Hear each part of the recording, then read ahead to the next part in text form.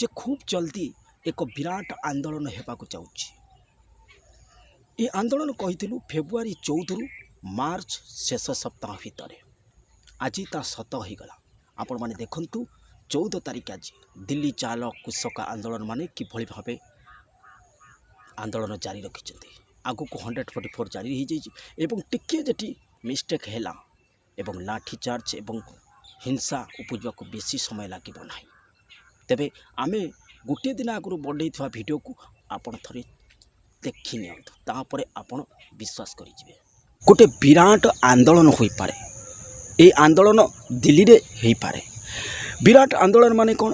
गोटे कृषि आंदोलन हो पारे बा चाषी माने तांकर व्यय वृद्धि को नहीं आंदोलन करि पारंती।